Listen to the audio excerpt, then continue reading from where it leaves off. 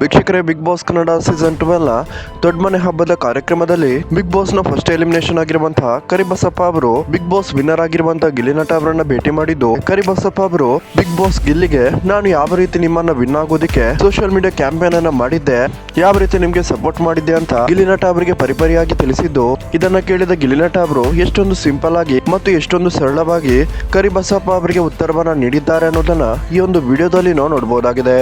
So ವೀಕ್ಷಕರೇ, ಕರಿಬಸಪ್ಪ ಅವರು ಗಿಲ್ಲಿ ನಟ ಅವರ ಜೊತೆಗೆ ಏನ್ ಮಾತಾಡಿದ್ದಾರೆ ಅನ್ನೋದನ್ನ ಈ ವಿಡಿಯೋದಲ್ಲಿ ನಾವು ನೋಡೋಣ. ಅದಕ್ಕಿಂತ ಮುಂಚೆ ವೀಕ್ಷಕರೇ, ಯಾರಿಗೆಲ್ಲ ಗಿಲ್ಲಿ ನಟ ಅವರು ಇಷ್ಟ ಈ ವಿಡಿಯೋಗೊಂದು ಲೈಕ್ ಮಾಡಿ ಮತ್ತು ಬಿಗ್ ಬಾಸ್ ನ ಹೊರಕ್ಕೆ ಗಿಲ್ಲಿ ನಟ ಅವರ ಬಗ್ಗೆ ನಿಮ್ಮೊಂದು ಅನಿಸಿಕೆಯನ್ನ ಕಮೆಂಟ್ ಮಾಡಿ ತಿಳಿಸಿ.